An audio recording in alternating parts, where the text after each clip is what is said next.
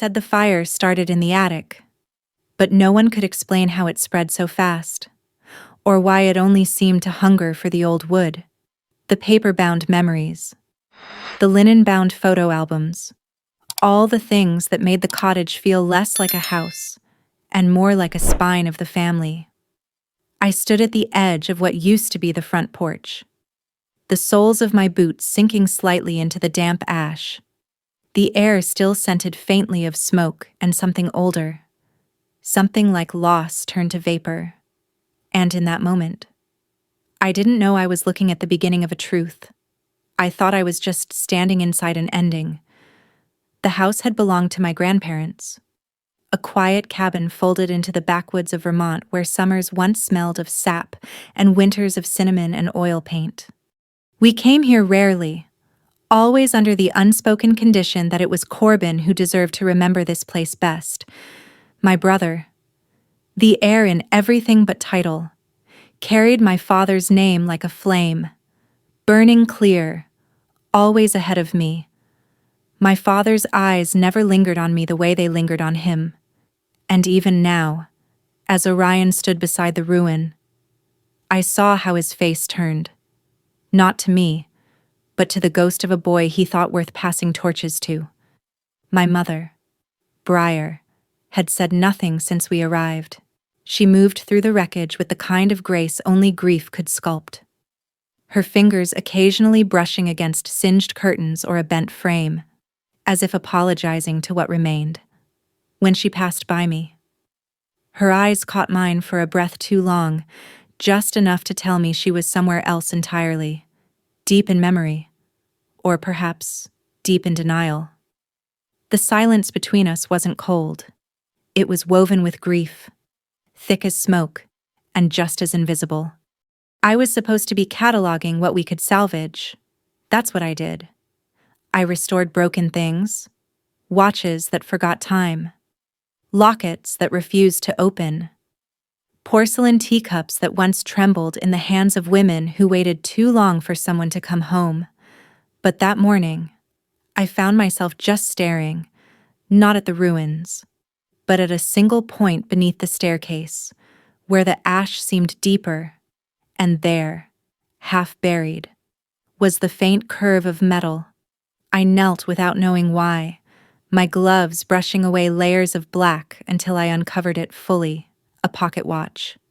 The glass fractured, the brass frame scorched on one side but still intact, still ticking.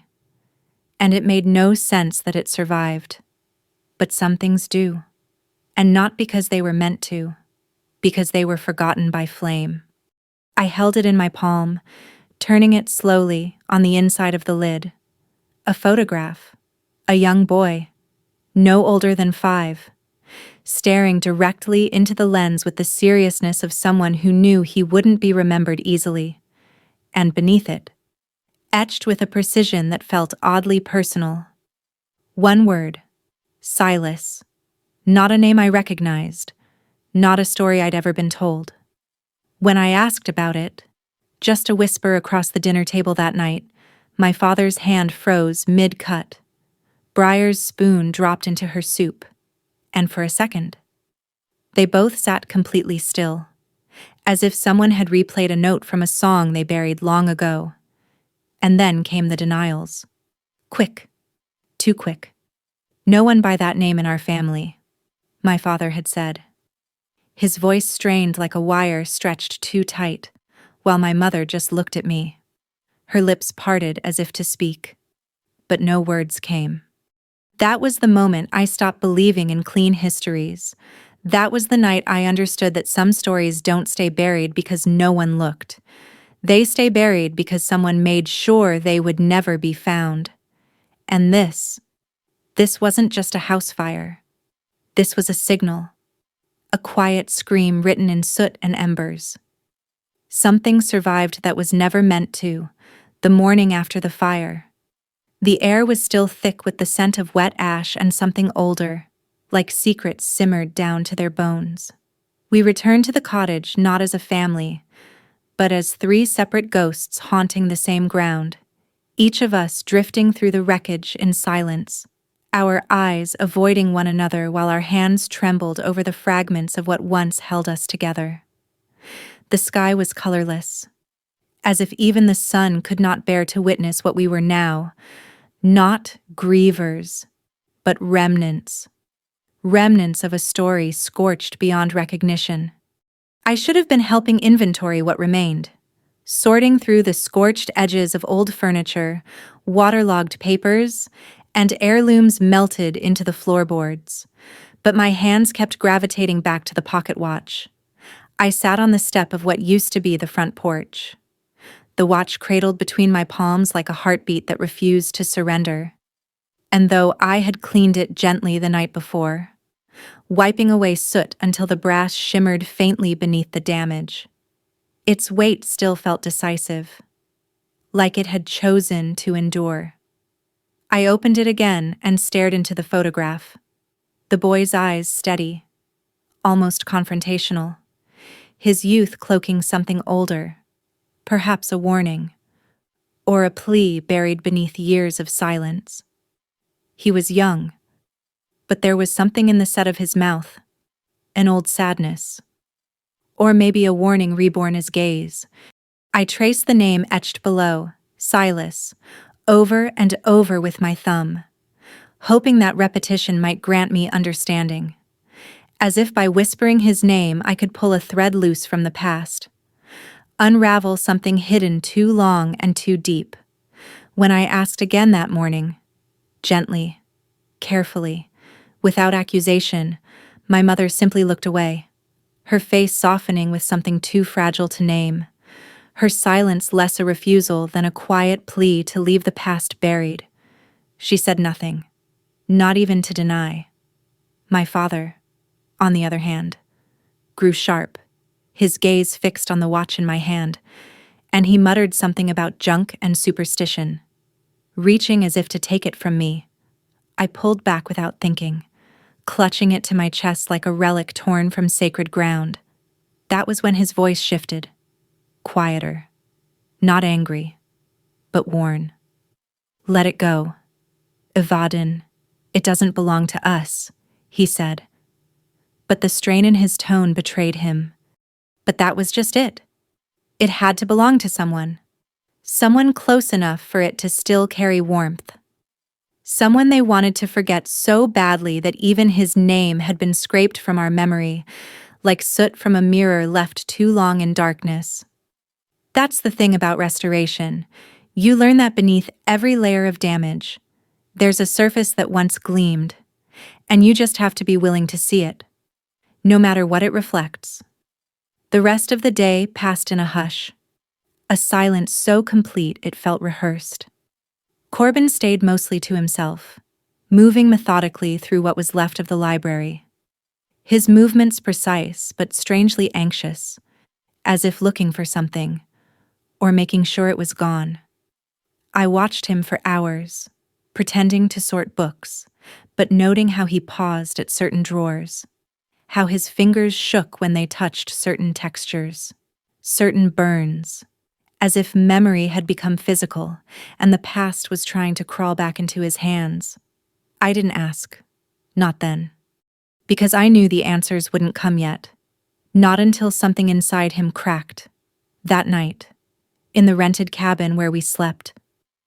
I sat beside the oil lamp long after everyone else had gone to bed, the pocket watch beside me on the table like a silent witness to everything unsaid. I found myself sketching, first the shape of it, then the boy's face, then the name over and over until it no longer looked like language but a door. A portal carved in brass and time. A door I knew I was already unlocking with each breath I took. Because some questions don't fade, they haunt, and some names, once whispered, never leave you again. There is a kind of silence that doesn't comfort. It sharpens and clings to your thoughts like fog refusing to lift. No matter how many times you blink it away, in the days that followed. I moved through the house like I was tracing the edges of a memory too faded to hold, but too insistent to forget.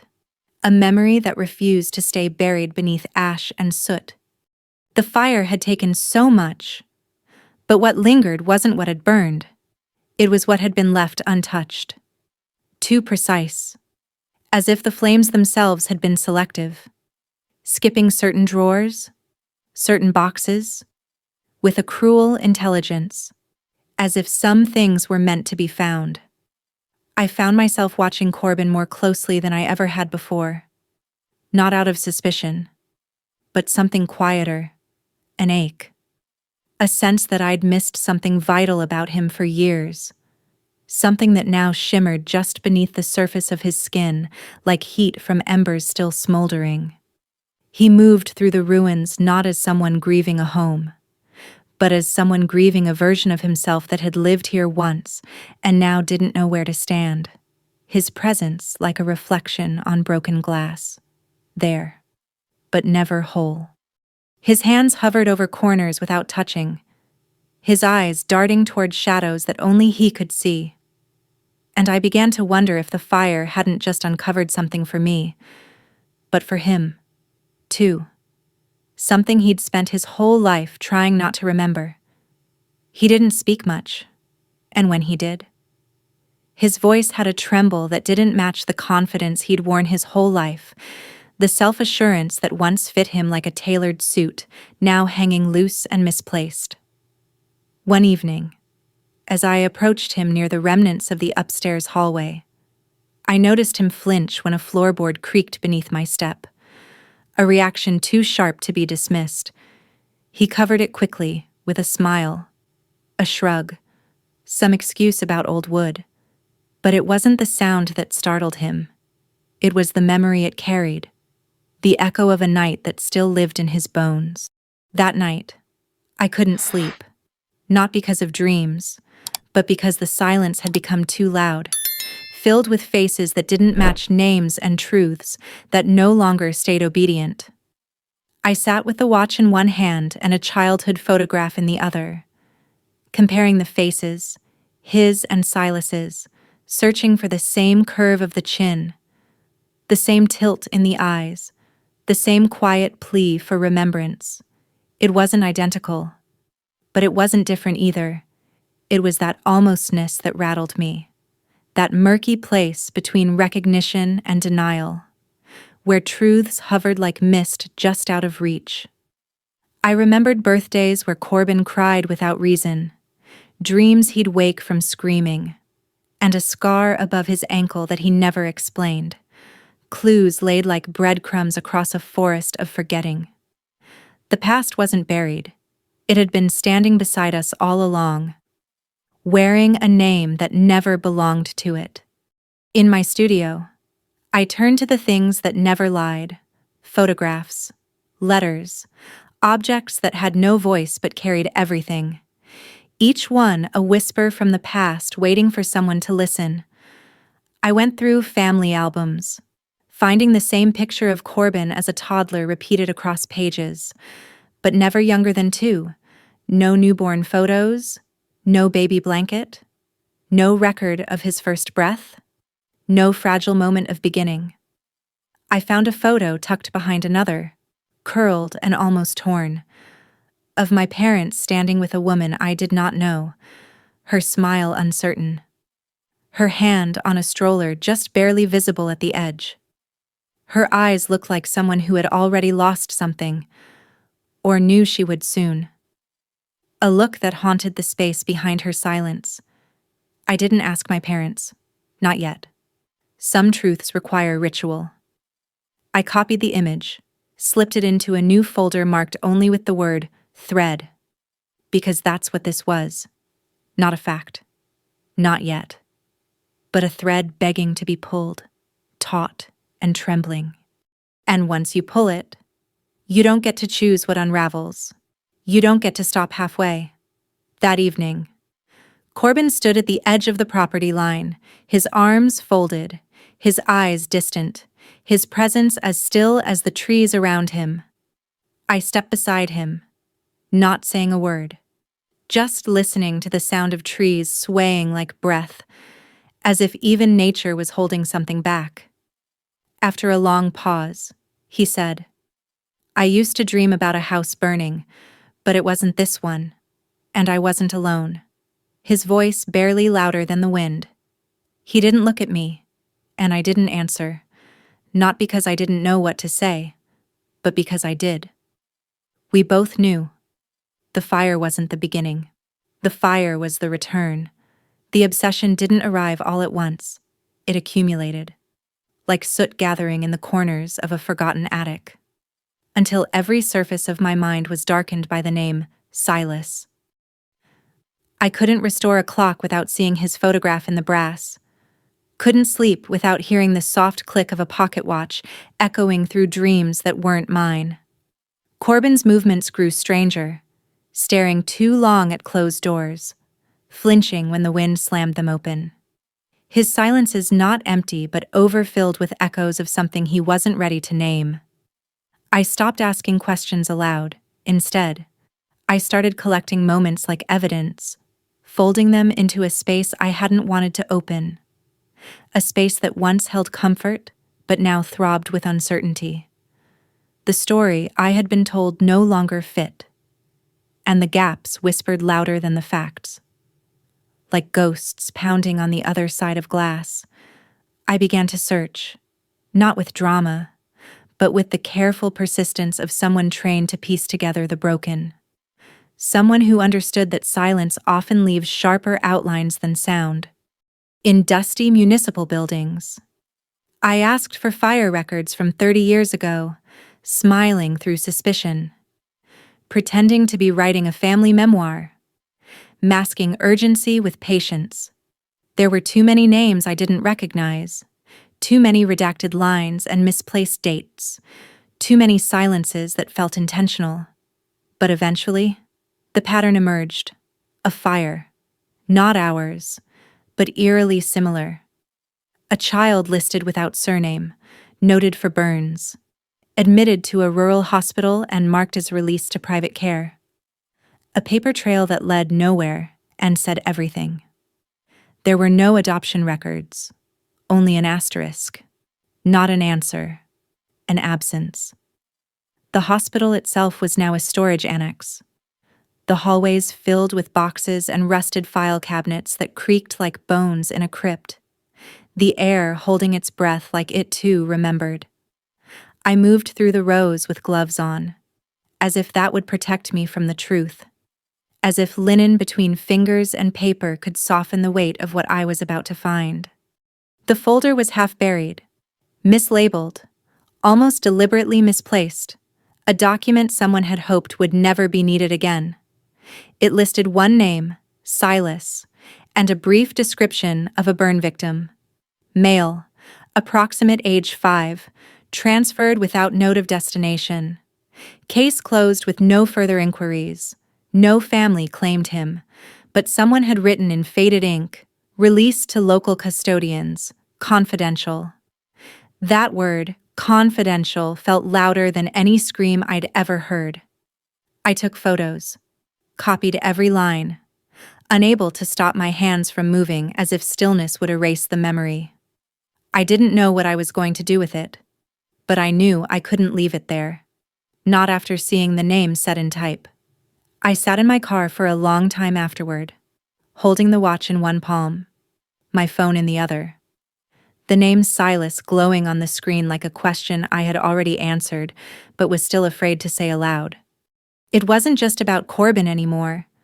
It was about what had been erased to make space for him. What had been hidden under years of curated history and loving lies.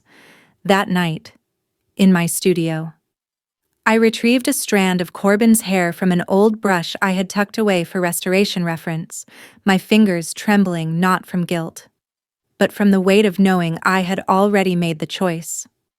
I placed it in a sealed envelope, along with my own sample, and the next morning I booked a train to Boston, each mile folding the distance between what I believed and what might undo me.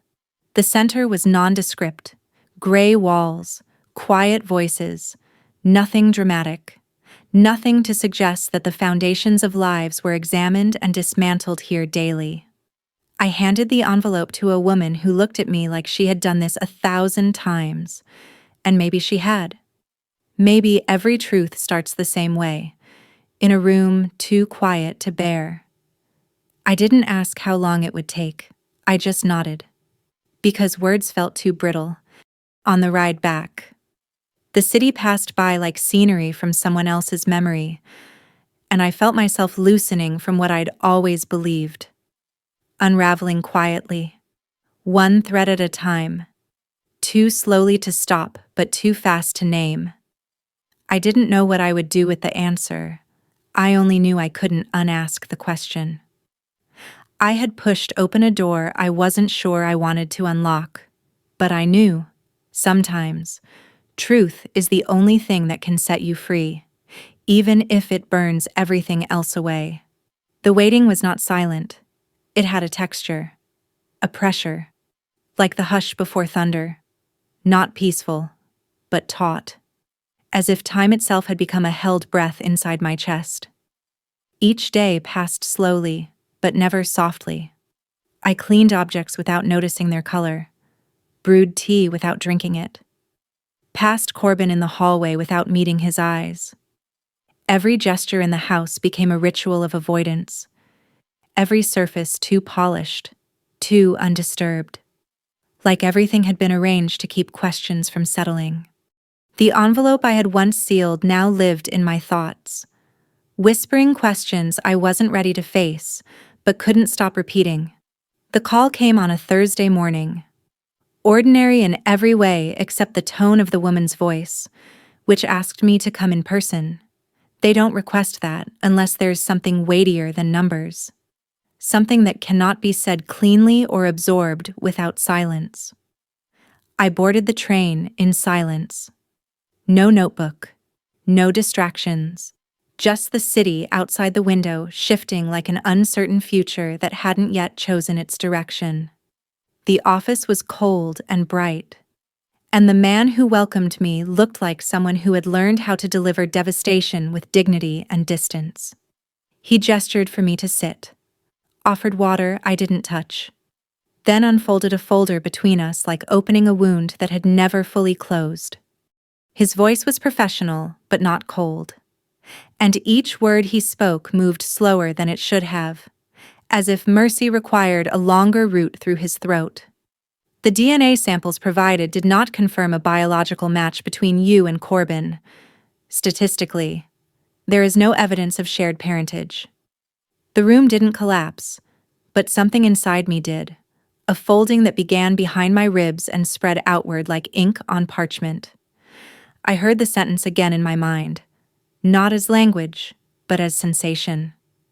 Corbin is not your brother, the man continued, explaining second-degree genetic indicators, referencing a match between Corbin's markers and an unidentified minor listed in hospital records from 30 years ago. We believe the child referenced in the case, Silas, is biologically linked to your brother's profile, he said, as if we were discussing inheritance patterns, not the disassembly of my family.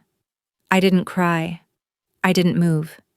The words hung in the air like smoke from a fire that had already burned through everything, and now only asked to be acknowledged without theatrics. He offered me a printed summary, graphs, figures, highlighted anomalies, and I took it with hands that no longer felt like mine, as if they belonged to someone else meant to carry the weight. There were numbers that matched, names that didn't. There was an asterisk next to Orion's name, and beside it, no paternal relationship. Beside Briar's, no maternal relationship. And under Corbin's, a single name, written in a different font, as if it had waited longer to be spoken, as if the truth needed a separate voice. Silas. When I stepped out of the building, the air tasted metallic, sharp at the edges.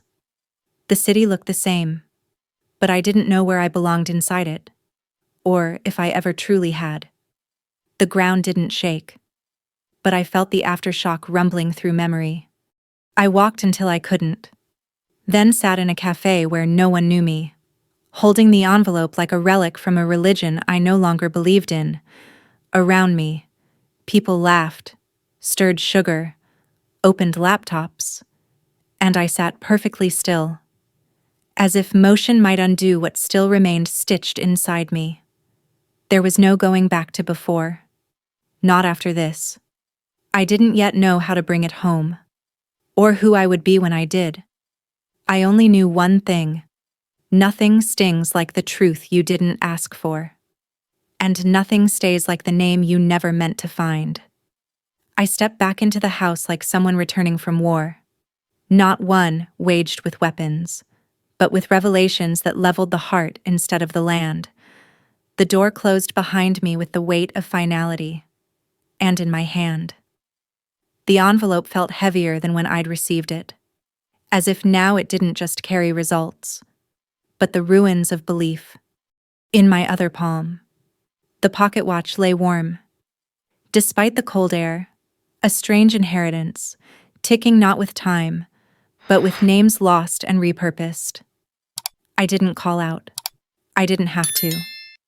Because they were waiting. Briar sat on the edge of the sofa, both hands wrapped around a mug that had long since gone cold. Orion stood near the window, staring out as if the glass might offer a future better than the one behind him. A reflection that didn't demand answers. When I entered, neither of them spoke, but the shift in their bodies told me they had heard my footsteps and understood what I brought with me. I placed the envelope on the coffee table beside the watch. The room didn't move, but the silence became louder, as if it had been waiting for this moment to breathe. I know, I said, not as a challenge, not as a question, but as a simple truth now unburied and no longer deniable. Briar looked up, and for a moment, I saw not my mother, but a woman too tired to keep carrying something that had already burned through her hands and memory. She nodded once, then lowered her gaze as if the weight of that single gesture might finally release her. Orion's jaw clenched, and he remained still. But I saw the tremble begin at his fingertips and ripple through the frame of a man long taught to contain collapse. The wall between us didn't fall. It eroded, slow and terrible, like stone softened by centuries of water. He spoke first, but his voice had no edge, only surrender carved out by silence. It was a fire, he said, a long time ago, in a house no one remembers, except us. The story came out in pieces, but each one fit the shape I had already begun to carve in my own mind. A family lost, a boy found, a decision made not out of cruelty, but out of desperation, perhaps even love clumsily disguised. Briar added details, how they had tried to find the boy's relatives, how the system was failing, how they convinced themselves he needed them more than he needed truth. He held on to me, she whispered, like he had no one else in the world. The truth was not a knife, it was an ache. A slow burn that didn't cauterize, only expanded. They hadn't planned it, but they hadn't stopped it either. They forged papers, renamed him, and raised him as their own with conviction born of fear and tenderness. But they also buried everything that came before him under layers of silence and polished family photographs, curated smiles masking omission, and somewhere in that erasure, they erased something of me too, some thread of reality I thought unbreakable. I stood in front of them, holding their love and their sorrow in the same hand like a scale that refused to balance. I wanted to shout, but my voice refused to rise, collapsing under the weight of what I had just lost. It wasn't rage, I felt. It was displacement, like I had been moved in a photograph I thought I understood, like my place in the frame had never truly been real. You lied, I said finally, not to condemn, but to name the wound. And you did it because you were afraid. Orion bowed his head, and Briar began to cry, not dramatically, but the kind of crying that doesn't need sound to break a room, the kind that had waited decades. I didn't comfort her. I couldn't. Not yet. Grief had made strangers of us all. The room, once a sanctuary, had become a confession booth. And every breath now hung between what had been and what would never be again. As if the past itself had pulled up a chair to listen. There was no redemption in the air. Only the raw smell of honesty, too long sealed and now cracked open. The watch ticked once, then again. And I looked at it, not to measure time, but to acknowledge what survived and what refused to vanish. The family I knew was a story, and that story had been redacted, rewritten, and set on fire. The days that followed moved like fog, present, but without clarity. Each step muffled by questions I wasn't sure I had the right to ask. I stayed up late with the pocket watch resting open on the table. Its ticking no longer a measure of time, but of distance, between what was known and what had been buried beneath silence and years. I turned again to the only things that had never lied: objects, paper, records, and retraced the path I had once taken. Only this time, not for Corbin, but for Silas, in a corner of an archived death registry. I found the name of a woman, Miriam Grange, listed as a surviving relative in a footnote beside a fire that took an entire family. Her address was dated. Her handwriting faded. But it was enough to open a door I had not expected to still exist.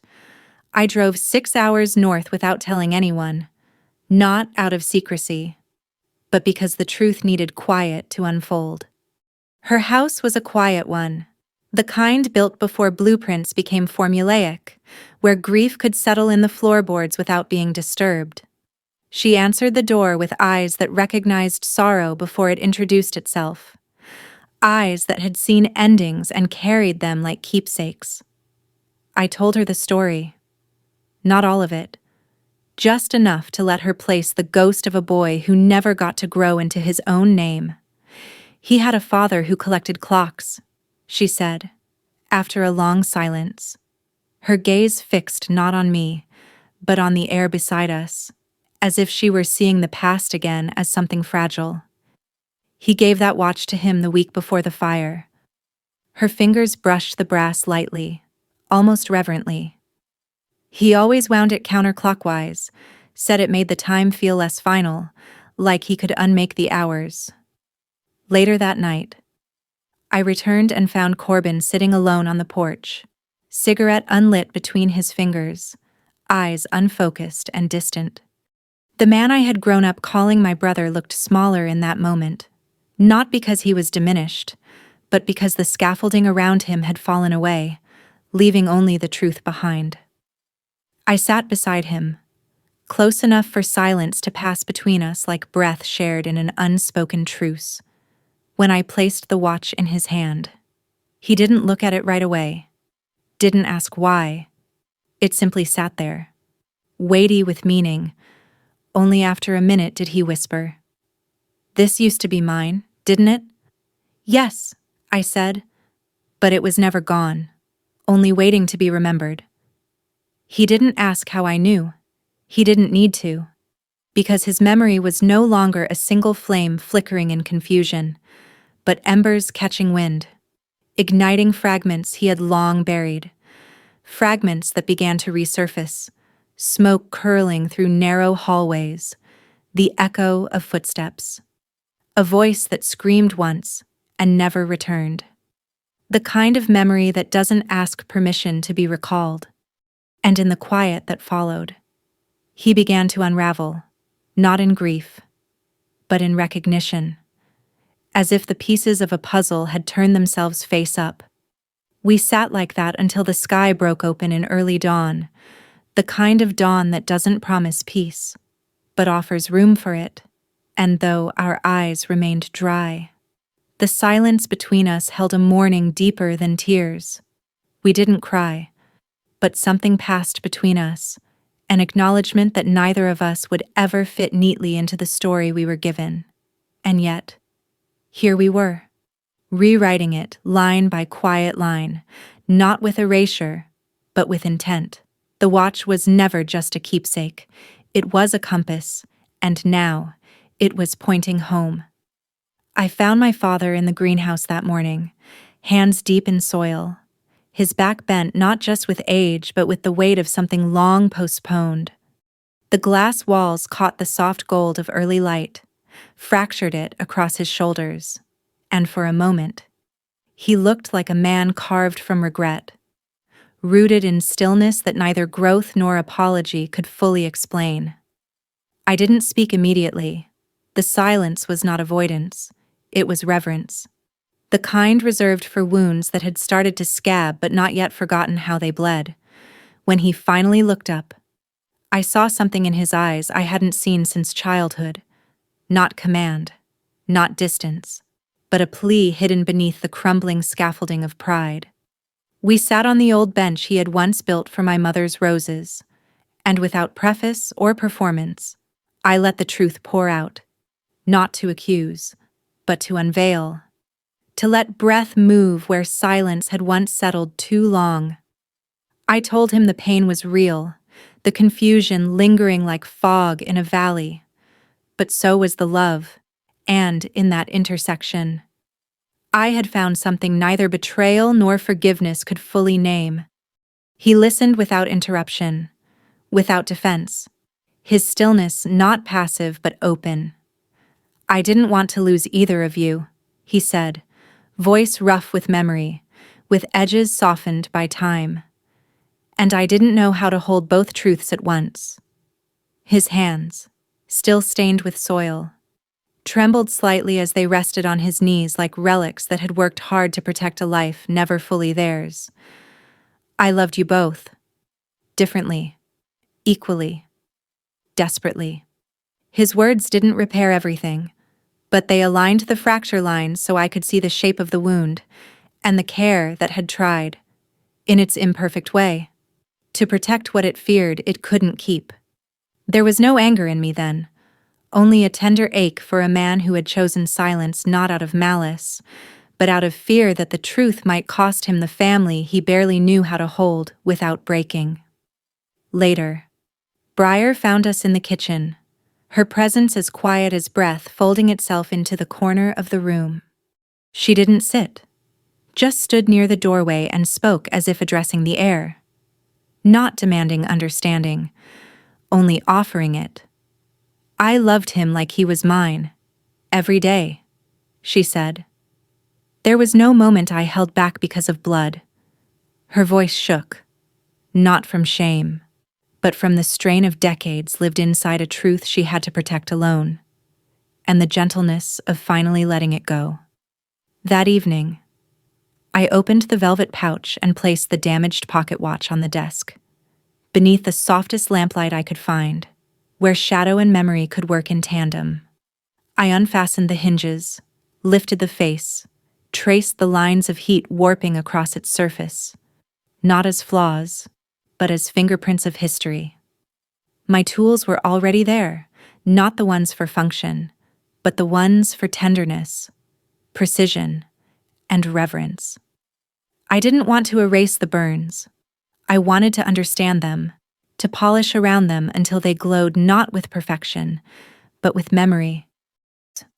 Each screw, each spring, each tiny gear bore a story that had survived flame and silence, a testimony in brass. I replaced the cracked glass with one slightly fogged, not because I lacked better, but because clarity isn't always the point. It is the presence that matters, the weight of what remains. As the final pieces clicked into place, I wound it gently, counterclockwise, just once, honoring a rhythm lost but remembered. The tick was soft, imperfect, and beautiful in a way that didn't ask to be repaired. I had once believed that to heal meant to erase the scars, but now, I knew. Sometimes, the scars are what make the story whole. They are not imperfections, they are inheritance. In the weeks that followed, there were no grand reconciliations, no climactic gestures, only quiet reorientations, like stars shifting ever so slightly in a night sky, no longer pretending to be whole. Corbin, or Silas now when he signed documents in private, didn't speak often about what he remembered, but he stopped avoiding mirrors, and sometimes I would catch him running his thumb along the edge of the watch, not to check the time, but to remind himself he existed beyond it, outside its cycles. There were days when he seemed distant, but they were no longer the kind of distance that pushes people away, more like the breath taken before stepping forward into unfamiliar light. Our conversations were fewer, but fuller, not built on frequency, but on presence.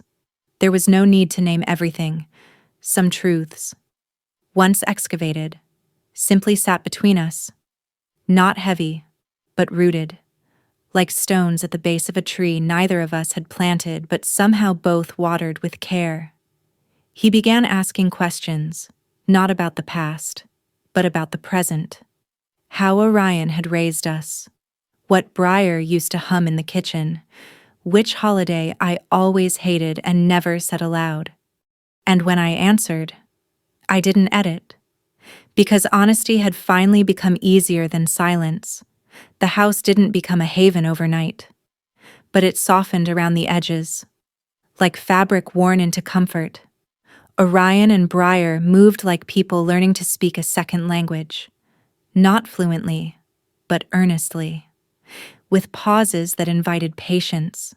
They touched each other less, but listened more, their gestures smaller but more deliberate. I often watched them from the stairwell, their silences no longer barbed with history, but padded with caution and some strange, tentative hope that perhaps love could be relearned. We were not a family rebuilt, we were a family rediscovered, with rooms we had never entered now standing open without fear. One morning, I submitted a proposal to the Historical Preservation Society, not for funding, but for storytelling that would outlive us. I offered to curate a small exhibition, Ashes and Gold, the Clockmaker's Legacy, a gallery of restored items, anonymous photographs, charred letters, and at the center, the watch that had survived more than flame. I didn't name Silas. I didn't name Corbin. But I let their story breathe through the texture of wood and metal, through the persistence of things that refuse to vanish even when forgotten, through a language older than confession.